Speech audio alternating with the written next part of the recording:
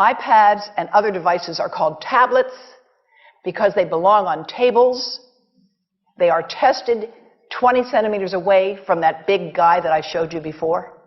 20 centimeters away. They are not approved to be held in the laps of little children, although millions of kids are having them now in schools because the people involved in educational technology and those involved in public health research are not talking to one another. Because if they were, they would understand that you're giving children a two-way microwave radiating device, and if you must give them such a device for learning purposes, put it on airplane mode so that it's not sending and receiving signals as it does otherwise. Now, this is some new modeling, again, that we've developed with colleagues in Brazil, and we can share with you how we've done it. We first start out with the MRI and create the model with 1 millimeter voxels, and this is quite a bit of work goes into creating this, and here is what it looks like after a period of 6 minutes. And that's really not as bad as it might look because you see the red area only gets partway through the eye of the adult, right? The one that we're really concerned about is this one with the young child. And this is a 3-year-old brain that we modeled. And you see that by the end of that 6-minute call, the peak radiation, yellow and red, is getting all the way into almost both eyes. And again, this is one call, and it's not going to kill anybody. It may not cause any biological effect whatsoever for 1 call or 2 calls or 3 calls. But the question is, what's the cumulative impact of this kind of exposure?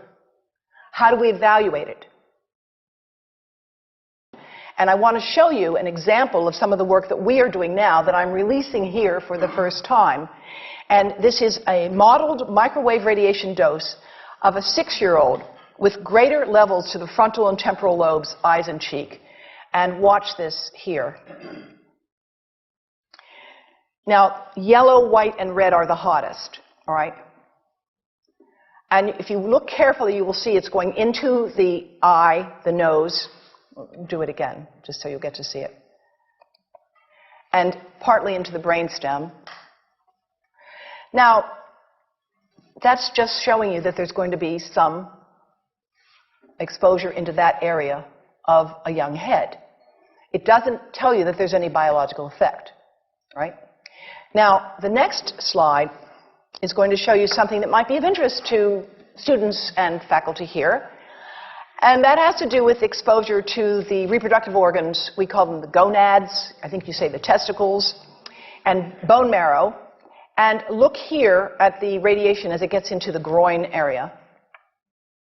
And that's just from having a mobile phone modeled into the pocket. And this, again, is based on a normalized SAR with I think we had a dipole antenna. Now, the breast. The breast is mostly fat, contains a lot of fluid. Things that contain fat and fluid cook faster in the microwave oven. Now, a cell phone can't cook anything, all right? Mobile phones do not pop popcorn. That was a fraud. They don't make any heat that we know of, otherwise they wouldn't be permitted. But they do go through things that contain fat and fluid. And we are now working at Environmental Health Trust with scientists at the University of California, San Francisco, scientists at formerly the president of the American Cancer Society of California, because we are seeing women who keep cell phones in their bras. Has anyone seen a woman put a cell phone in her bra? Hands up, please.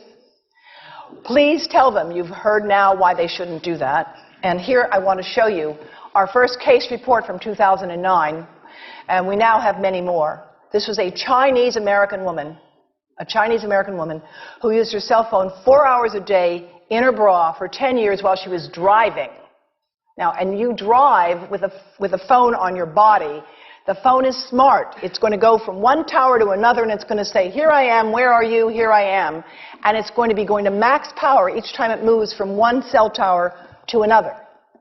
And there it was right next to her chest. And the tumors that developed right under the antenna of the phone. unusual tumors. But in the meantime, people have a right to know how you can minimize exposure. And again, I think this information is available on our website, will be available on yours.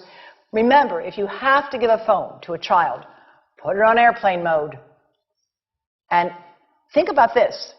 That microwave oven, it works because there's a metal box around the microwave signal, and the signal pings all over the place. Next time you get into an elevator or a train for any length of time, put your phone on airplane mode. Otherwise, that signal is going all over the place, magnifying and coming back. Keep the mobile phone away from you when it's on and you are asleep. Now, it takes a village to do a lot of things.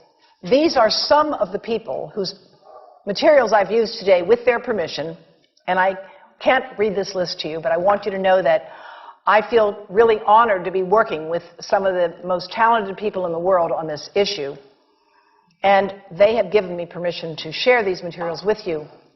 And I leave you with this thought from Albert Einstein.